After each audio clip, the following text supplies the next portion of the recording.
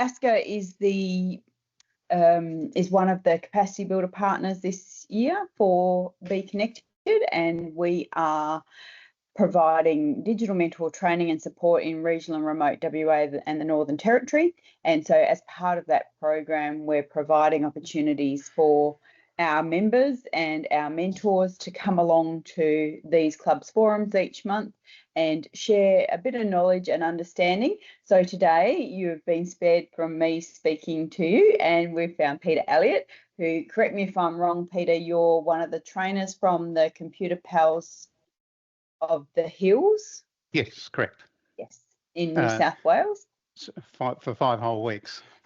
Oh, very good. Well, that's what we like to see, succession planning and new people coming in. So, yeah, we're very, very grateful for you to be providing this conversation with us about understanding multi-factor and two-factor authentication. I know there was a lot of interest in this one. Some people couldn't make the time today, so they'll be watching the recording, which will be on our YouTube channel as soon as I can get it edited and uploaded. So without any further ado, I would like to hand over to Peter and thank you for providing us with this insight. There is a handout too, so I think I'll email you the handout rather than popping it in the chat because that doesn't seem to be working. So, yeah. Thank you. All right. Thanks, Peter. Thank you very much. Well, welcome everyone. I was expecting a slightly larger audience, but that doesn't matter. It will be quite informal, so we can, if you have any questions, please feel free to ask. Kay, whereabouts are you based? I'm at the Berry Senior Citizens, but I actually live in Barmera in South Australia. Right. Yes, up in the Riverland, and John's from Berry too. So John's our president. Yeah. Yep. So I'm originally from Horsham, so just okay. Okay. Well, welcome. As we all know, in our ever-increasing digital world, everything is online now. The importance of security is really coming to the fore. In the next 20 minutes or so, I hope to enlighten you on the different authentication methods that are around these days to allow you access into some of the systems that we access fairly regularly. And it's just my aim is to provide a clear understanding of what we call 2FA for short, two-factor authentication, and MFA, multi-factor authentication. If you have any questions, please, as there's so few of us, I have no problems with you just indicating that you have a question, and then I'll endeavour to answer it. If I don't know the answer to the question, I'll go and do some research and come back to you with the appropriate response. Okay. Can I confirm everybody can see the screen? Yes. Yep. Okay, so a bit about myself. As introduced, my name is Peter Elliott. My last role, I'm retired now, was with Cochlear Australia, where I developed online learning for the systems that Cochlear used. So that could be anything from a Microsoft product. In fact, Microsoft Teams was one of my premier pieces of learning, and I also work very closely with the IT security team and development of online learning for them. So it's a familiar subject to me. They were very, very aware of some of the issues that they were having across Cochlear in making sure that their systems kept safe and the IP and patient data. So we'll be going into, in this session, an introduction to authentication.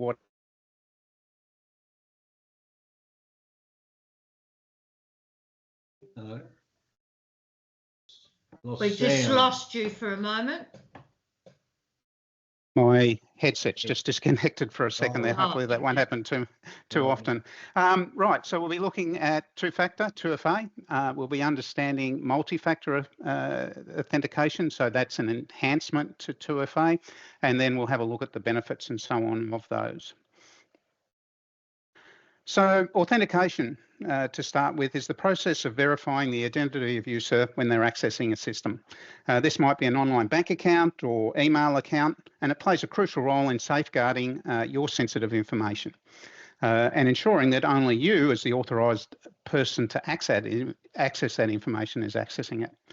Having a good understanding of these authentication processes is a good step forward in bolstering your online security. Authentication is your first line of defence and security. It ensures that you are the person that's accessing your data and nobody else is accessing it. As cyber threats grow, effective authentication methods are essential in protecting your information. So it's your first line of defence. It ensures that it's identifying who it is that's going in, and it's important that you understand that there are different methods to do that. Single-factor authentication typically relies on one method, and although it's got two pieces of information, a username, usually your email, and a password, it's only using that password to authenticate you in. And while this approach is common, it's vulnerable to various attacks, including phishing. Phishing is where they try and get information from you by nefariously sending you a link or something. And at Cochlear, our cyber team used to do phishing exercises. So they would try and trick our workers into doing something that they couldn't. One of their most successful attacks was a link to sent by supposedly the cafe in the building for a free coffee. Log in with your username and password. 25% of the building thought it was more important they get a free coffee than actually question where they were supplying that information to. And then there's brute force, where they throw a computer or a series of computers at your account and they're just putting millions of passwords through it to try and get in. So understanding its limitation is critical in adopting better ways to secure your systems. The main risk of single-factor authentication includes the reliance on weak passwords. I think it's still fairly well known that the most common password in the world is either password 123 or QWERTY 123. We are, by human nature, lazy in what we want to do, and we want to keep it simple so that we can remember it. And the challenge these days, of course, is that there are so many sites that need a password that you become sometimes a little bit lazy, sometimes a little bit blasé about what passwords you're using. And we're all guilty of creating easily guessable passwords. I know when I initially started back 10, 15 years ago when I had one keyword that I used and I would use it across multiple systems. Of course, that's a big no-no now.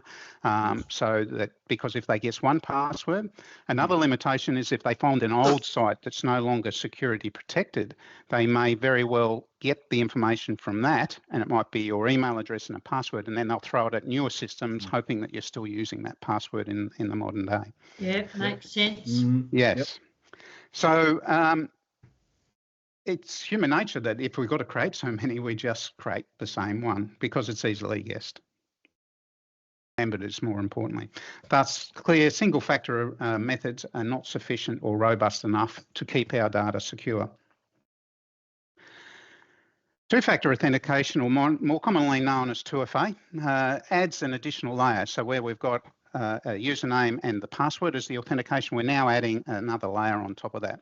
This is by requiring a second form of verification. It significantly reduces the risk of unauthorised access, and it also protects you against credential stuffing, and that's that example where they find old accounts and then they try and put it into new accounts to see if it'll get you in. So let's now dive into how 2FA works and the common methods that are used with how it's created. Any questions so far? No. Good. Two-factor requires two distinct forms of identification. Typically, this involves something we know and something we have. So the something we know is a password. The something we have is a mobile device separate to the account that we're trying to get into. This dual approach enhances your security by layering that other protective measure on top. So in practice, a user will enter their password and then receive a code. Now that code could come via an SMS, it could come via an email, or it could be generated by an application, or by the application could be, for example, Telstra. If I'm logging into my Telstra account on my laptop, I use the Telstra app on my phone to authenticate the login. So it could be the actual app related to it. Macquarie Bank have their own authentication app, and you have to authenticate to get in using that. And this verification process ensures that even the password is compromised, you have unauthorized access will be prevented, because you'll get this out of the blue, a request for a number, and you'll know somebody's trying to log into your account if you're not logging in. If you ever do get that, my first suggestion is immediately go into your account and change your password, because somebody knows the password to get that far.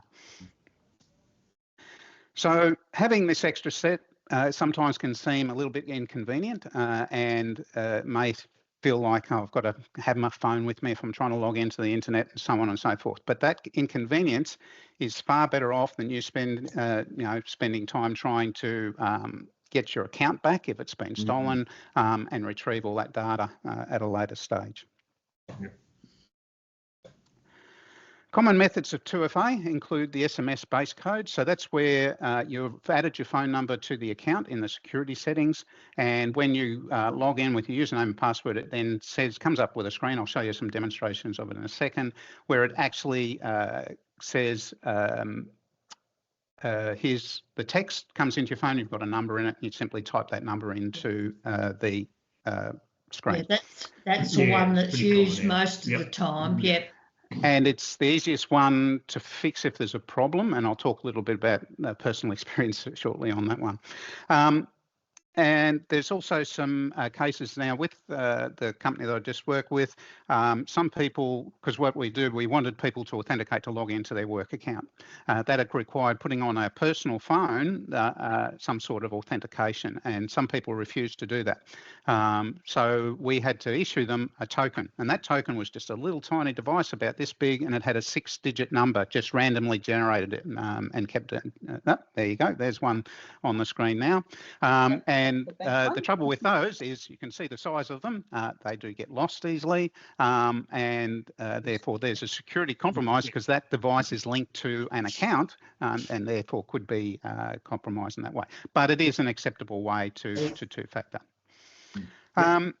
Email is another way. So rather than adding a phone number, you put in an email address, and then you have to have access from another device to your email. That could be on your computer that you're trying to access from, or it could be from your phone where you've got your email displayed on that, or your iPad, for example.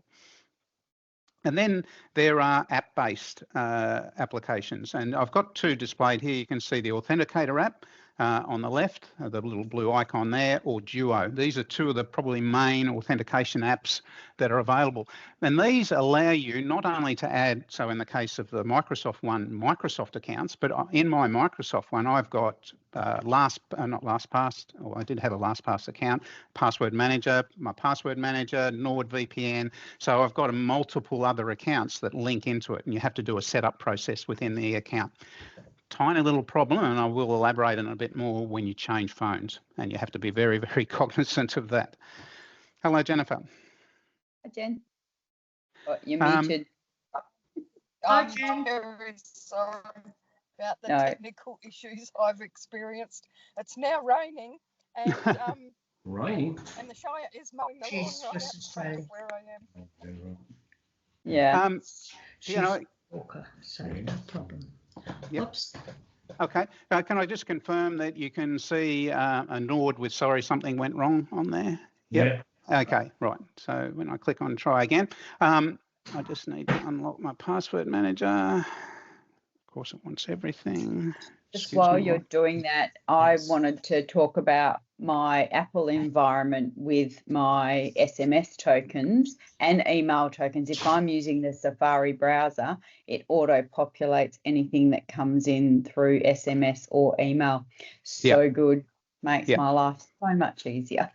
And I use a password manager, as you just saw me logging into there. But you're right. If I was trying to log in on my iPad and it saw that I'd received a message, it will go populate with that number straight into it. So the Apple universe is quite good at doing that. Yeah, it is very good. So this is Nord. Nord is a VPN tool that I use on my computer. So you can see now we're at that. So to access that, I've got my phone. And I'm now going to the VPN app. So I have a VPN app. which I'll need to do facial recognition. And one of the accounts, you probably can't see it clearly on there, is that. Now, it generates a 6-digit number and that refreshes every 60 seconds. So, a word of caution, if it's about to expire, don't try and type it in quickly.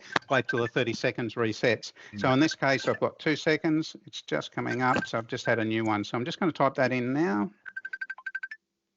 Someone's phone's ringing. I'm just muting Jen while she takes the phone call. Whoop, so I put in the incorrect number, so I'll need to do that again. That's another great thing with the Apple environment. You can hand off from one device to the other, so I could copy it and then just paste it. Now, so you can see this here, built into Norders is also going, well, if you're going to be coming back to this browser all the time, do you trust it? So if you're on a public area or something there, you would say don't trust because I don't want it to be remembered. In this case, it's my own, so I trust. So that was using an app. So that generates a 6-digit number every 30 seconds, and it's a new number. So the number I just typed in is no longer exists. I'd have to type in a different one if I was to log in using that. So I'll just log out of there. And the other one I was going to demonstrate was Services New South Wales. Now, this one highlights an interesting issue. So when I click on log in, I put in my details, and it says that it's linked to this that I call my phones by alphanumeric numbers. So that's my phone. But I think it still thinks it's my old phone. Now, the old phone is exactly the same number, but I renewed my phone in October last year. And when I say do that, nothing happens. But if I try another method and get a message, I can do the text. Here's where it uses the app. So on my phone, I've got Services New South Wales. And if I go into there and I click on that top link, it would authenticate it by going to the app and saying, someone's trying to log in. Is it you? And you've got yes, no. You click on yes, and it authenticates that login to you. And then you've also got the text message option there as well. So it has a number of different ways to authenticate. Any questions? Yes, if you don't mind. When on the computer, I'm on Windows, and it will often say, do you want to save this password to, I think that's Password Manager. Right. I haven't as yet, and I definitely won't do the bank ones because our bank, we've got the little dongle that's got the 6 digits for the seniors bank, not for our private. But as yet, I don't because I'm not confident or wasn't sure whether I should. So Edge and most browsers have an inbuilt function, and it's unfortunately it's set usually on by default, that allows you to capture information that you type into fields in a computer on a regular basis. That might be names, addresses, bank details, passwords, and those sorts of things. So it's an internal setting. So all it's Microsoft is trying to be helpful, or Chrome, or whichever browser that you use is trying to be helpful and go, well, I'll store this information so you don't have to remember it next time you come back. You would find in the browser setting somewhere is a personal information, and it will be all stored in there. My wife recently complained that every time she went to type a name in, it appeared, and she would be going to accounts and this information, and it was because by default Edge had turned it on, and it was sitting there storing this information. So you're doing the right thing by saying no if you don't want to keep it there. It's only within your universe. It's not without. It's not going somewhere else. If you're in the Apple world, Apple on their last iOS update last year to iOS 18 introduced a password manager. It's a good free option if you're in the Apple world because it just enables you to create, save, and or more importantly, create strong passwords. And then all you need to do is access that, so you don't need to remember lengthy, complex words. And while you're in the Apple universe, be it on an iPad, Mac, or here, it has access to it, so you can bring those passwords in and put them into those devices. My understanding is that data is encrypted at the back end, so if somebody was to sneak in a back door, they just see a lot of I's and O's. They wouldn't see any detail. If they found your password in the front door, then you've come undone very quickly. So it's something to do with your Edge settings. Yeah. If you're on Windows, other than the bank, would you allow to save into their set app or set password manager? Personal preference, because I might be going to various sites and having to type my full name every time becomes laborious. So you just, and you'll see it'll come up, Peter Elliott. So you just hit enter. But be careful, because some sites are sensitive to how data is input to them. So it may not recognise the information, but it's a personal preference. If it's non-secure information, i.e. passwords and those sorts of things, yes, it's perfectly okay to keep that, because it's kept within the browser. So you shut your computer down, it's just, it is cloud stored somewhere, I anticipate, but it's just your details. It's not going outside the Microsoft universe. Okay. I could jump in there as well, Kay. I've had a consult with ID Care, which is a government-funded not-for-profit to help people if they've had their identity stolen, etc. But they also give advice, and they are doing small business reviews for cybersecurity. And one of them has said to me, you don't store your passwords in your browser because of potential potential compromise, like a crawler bug goes in and whatever. However, I've spoken to a next level nerd, like he would be a hacker if he wasn't doing what he's doing. And he said it's unlikely that that's going to happen.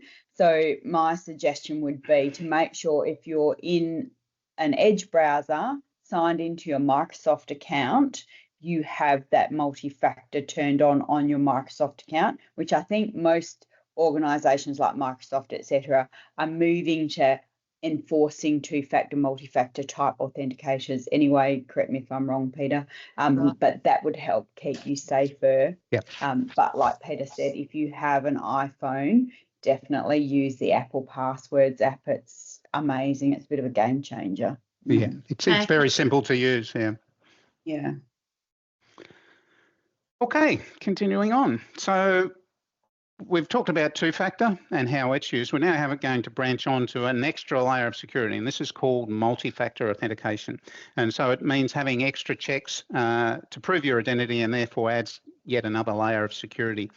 Having many layers increases your security, ensures that the person logging in, of course, is who they claim to be.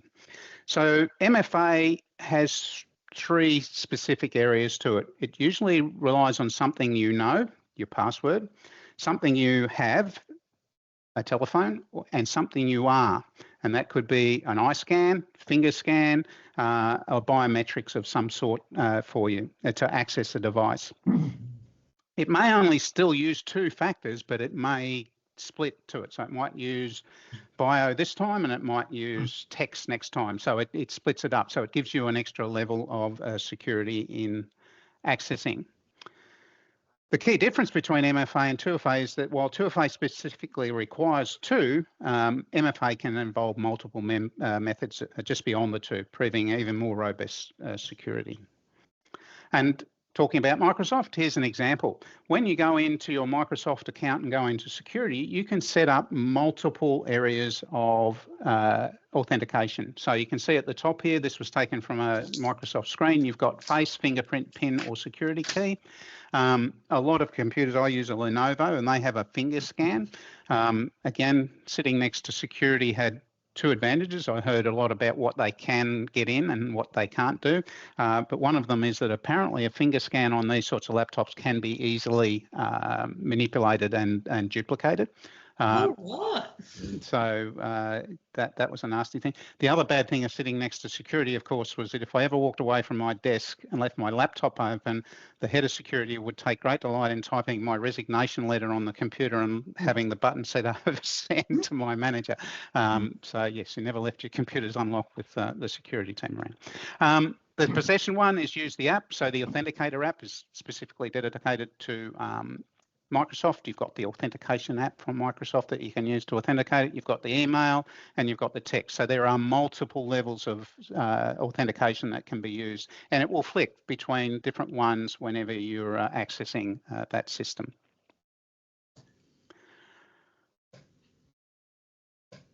So the benefits of these two. Implementing 2FA and MFA provides numerous benefits. The first of those is being that you're significantly enhancing your security. most of you probably heard on the news that there was a recent hack into super funds, and as a result, some people supposedly lost their super. Surprisingly enough, within a week, all of the super funds that I've got funds in asked me to set up 2FA. Surprisingly, there was probably an option to do it, but they weren't forcing it, whereas now they do, which is what you're finding more and more when you're accessing monetary type accounts and those sorts of things, be it bank, super. I'm with DVA and also with ComSuper. They all now require that extra level of security to access it. So it gives you that peace of mind that if you hear that your password has been compromised, and that's just another level of safety I have. I use One Password Manager, and it has a thing called Watchtower. So it watches for my email addresses in the dark web, and I get notified if passwords have been compromised and those sorts of things. So I can be ahead of the game a little bit sometimes in getting on top of that. That's aside from having the authentication, because if you've got the device, then you will know that your accounts may be compromised because you'll get suddenly an authentication request on your phone saying authenticate this login, and it might be a request or it might be just a code suddenly appears on your phone. If you ever see an unsolicited text come for an account of yours, my suggestion is immediately change your password. Any questions? No, I'm with you so far. Good, okay. By requiring these multiple forms of authentication, you can drastically reduce the likelihood of identity theft or fraud. This added layer of security ensures that only you as a verified user can access your sensitive data and make sure it's just you and nobody else. It's funny, we recently transferred some money from one bank to another when we were setting up for retirement, and it was significant, yes, yep, that we had to spend 20 minutes on the phone with the bank that we're transferring the funds from to prove that the account that it was going to was a legitimate account, and that so banks are starting to take a lot more interest in their security and making sure that funds being moved around are going to the right place. Setting up two-factor is fairly easy. A lot of cases I noticed recently when logging into super funds, they request it and they actually direct you off to do it. It's fairly simple. It'll request a phone number or an email address. It will then do, you choose that verification. So you might have a choice of putting in an email or a phone number. And then the best thing to do is test it. So you'll send off a verification one. It will come to the number or email address that you've indicated.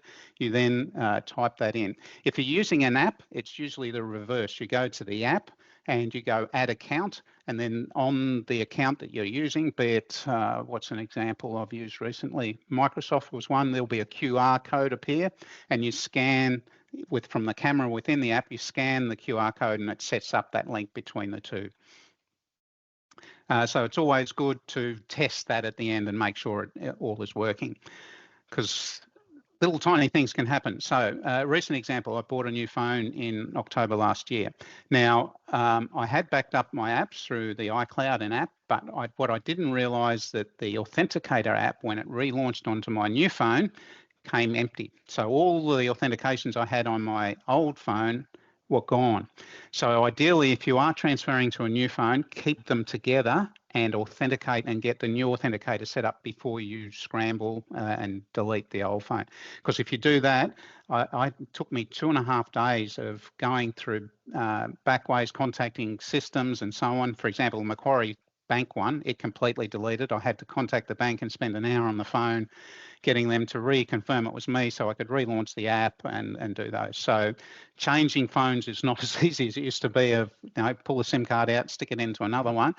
It is quite complex. You've got to make sure if you're using any sort of authentication. And that's where SMS works perfectly, because if you've got the same number, then it will just text it to the number. So it's a good one to do when you're transferring from device to device. Yep. I must say that's one of the biggest put-offs for me with the Microsoft Authenticator, because I have a lot in there and swapping devices is always a giant pain because it doesn't do a backup to the cloud for No, you. it backs up the app, but not the things on the app. Yeah, exactly. So, because I have a lot of clients with Microsoft accounts, and I have logins, and so I have multi-factor on those, and that makes it really tough when there's about 50 of them in there. Yeah. Even doing it one by one, it's time consuming. I use another authenticator app called Authy, and that one does back up to the cloud. So that one's not too bad. But yeah, your tip to make sure there's always an SMS option. Yeah. So to help, Cybersecurity Signals Directorate, Australian Government, so this is a legitimate and healthy site. It has a whole heap of how-tos, and it includes your Apple, Microsoft, ANZ banks, and also these things. So if I just click on that, it'll open up this screen. You'll be able to access it, Natika, from the deck.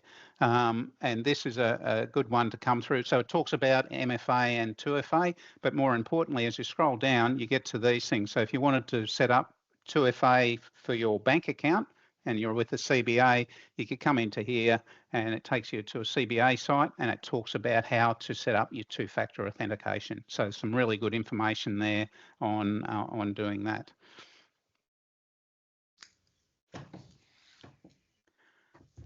So in conclusion, understanding and implementing multi-factor and two-factor authentication is vital in enhancing your security, and it ensures that you, as the owner of the account, are the only person that's authorised to go into it. And it's just that added layer of security.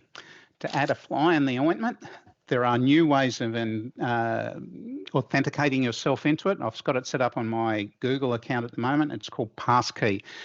This is probably going to be the way of the future. I won't elaborate on it much, but it is something you just need to be aware of coming in the future.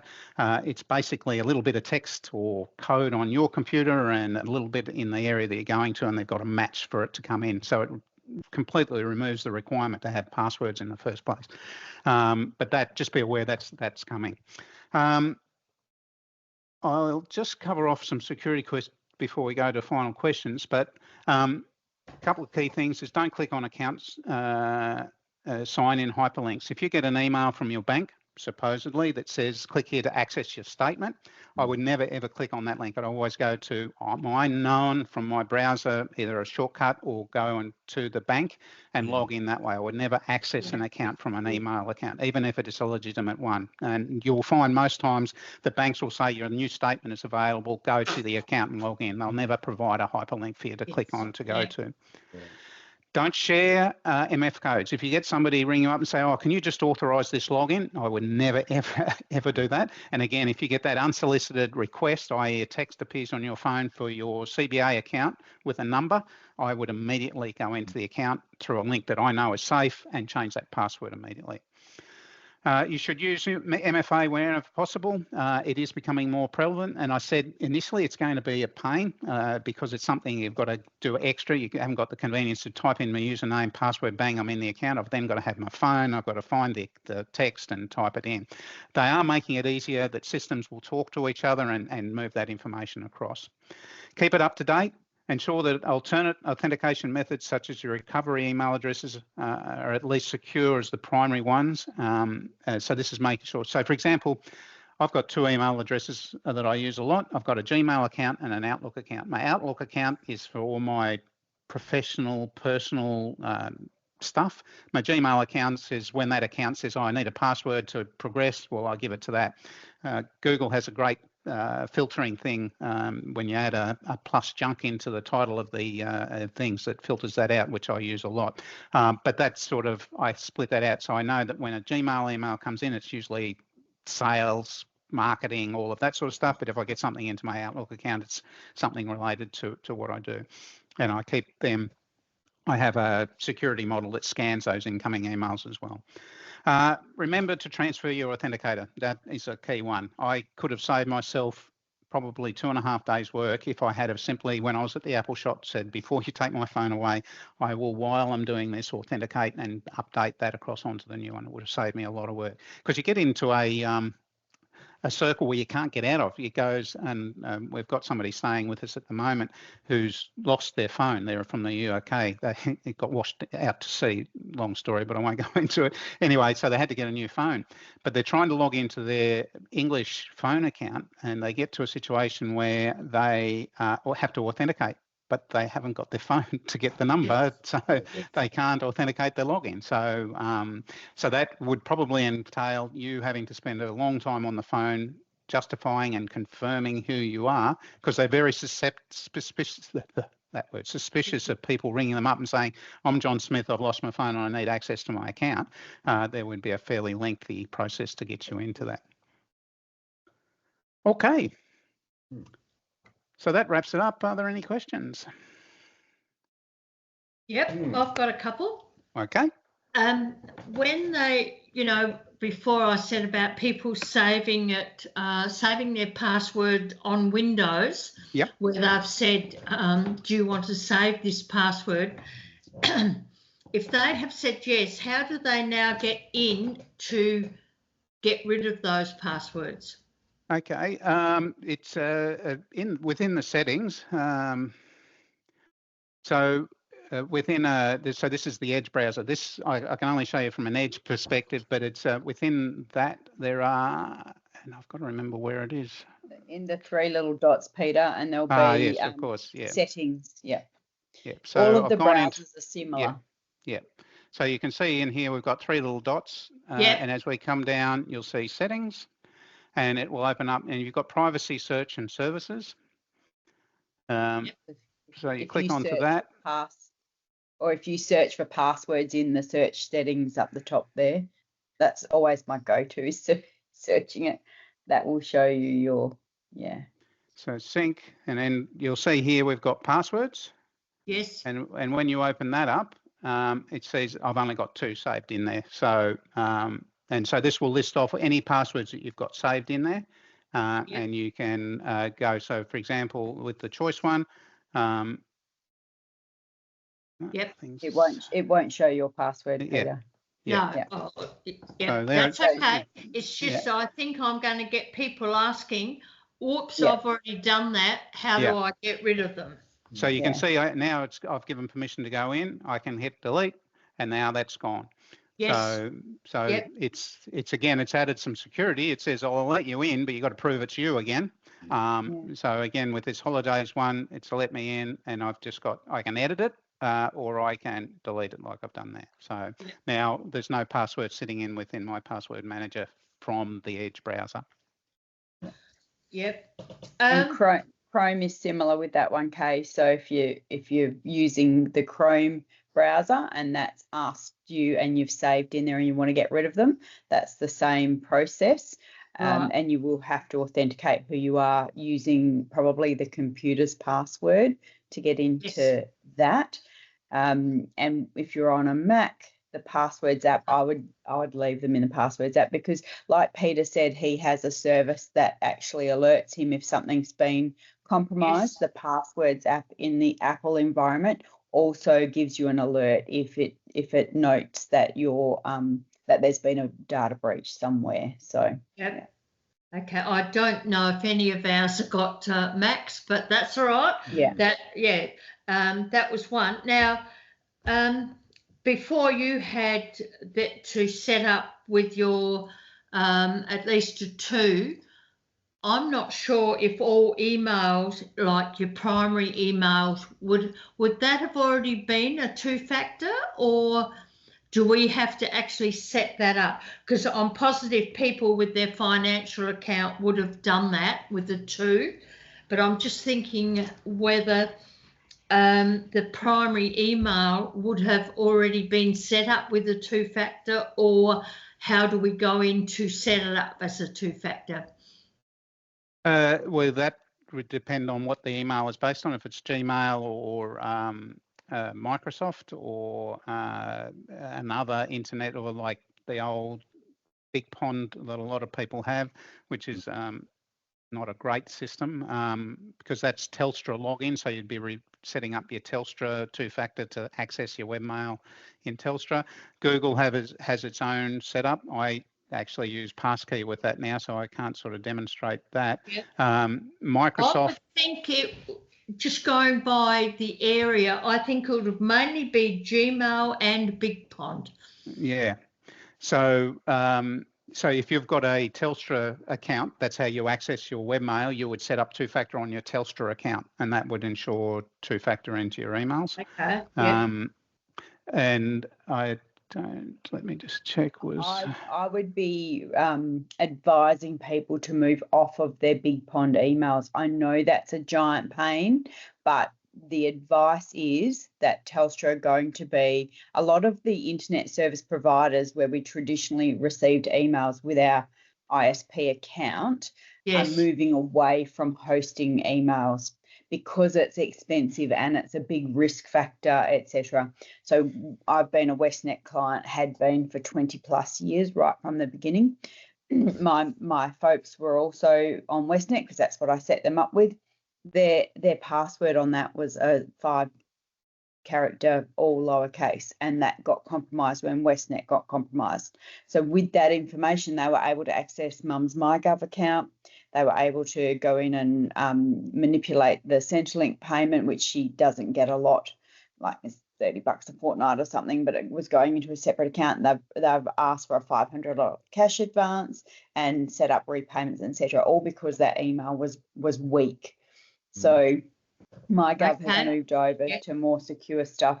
But yeah, definitely get off of Big Ponds, Westnets, IINets, etc., and move to something like Outlook or Gmail, because again, like Peter said, we trust Google, we trust Microsoft, and they're doing their best to make sure that we're safe with enforcing multi-factor. Yeah, I had to get out of Outlook because I was getting miles too many scam emails. Yep, junk emails. So I finished up going to Gmail, and it's a hassle to change your email accounts.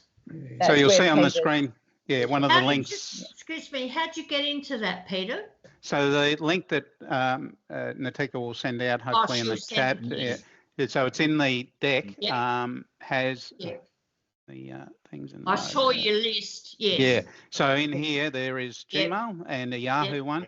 So and another thing I noticed yesterday, I was helping somebody at Computer Pals. They had multiple Big Pond and multiple Gmail, and they were frustrated that when they did something in their Big Pond, it wasn't reflected across all their devices, and that's because of the way it's set up. So if you did something in Gmail, then I'd go to the other device and it'd say it as read or replied. But with Big Pond, because of the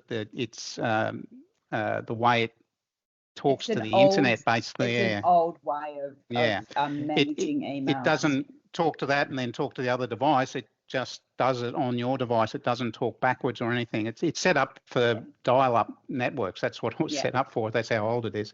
Whereas Gmail has an app. It links beautifully into Outlook. So I have a combination. On my computer, I use Outlook, but on my phone, I use the Mail app from, they've done a few improvements with the last update on Apple. So I use a combination of the two, but I find, with the Gmail, that if I do something on my phone, it's reflected on my Outlook straight away in here, and so they all talk to each other because it's web linked, I suppose. So moving away from, and the same discussion yesterday was, I've got too much, I can never get off Big Pond. I'm going, well, if it doesn't exist anymore, you won't have a choice. Exactly.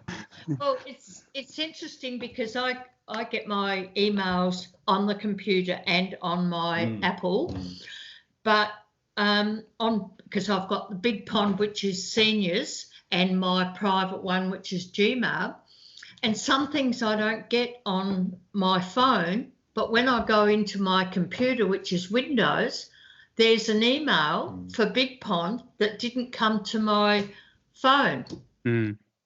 So again, that's what Peter's talking about, the old style. So Big Pond was set up using POP, which is point of presence. So it was kind of like your device would trot off to the post office, it would collect your mail, and it would bring it back and put it on that device. And so if you open up your Apple first, then that leaves a copy at the post office, so your Windows machine can toddle off and pick it up and then come and take it. However, if you open it up on your computer first, it will toddle off, get the mail, bring it back to your laptop, and then your phone can't see it because it's on your laptop. Okay, thank you. Not using a cloud at all. So whereas Google and Outlook are all very much cloud-based. So sorry, that's just one of my definitely need to get off of the ISP-based emails. Yeah. Okay. Yeah, you right, John? Yeah.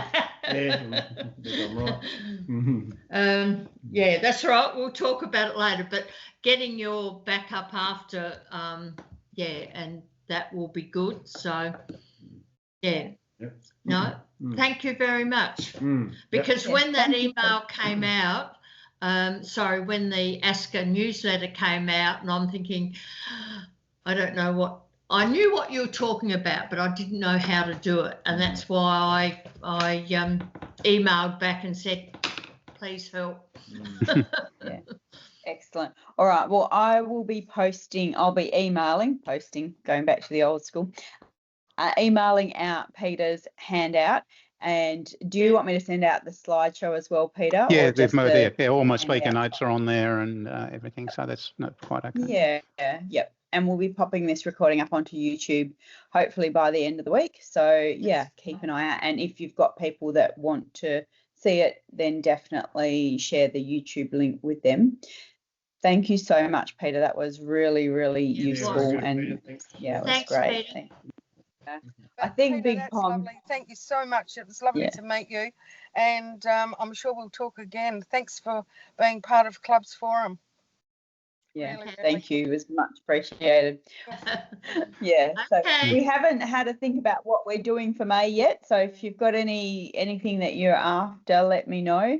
As usual, there are also resources on the Be Connected topic library around multi-factor, etc., specifically around MyGov and the My ID, which is its own authenticator app, and that's been changed from MyGov ID.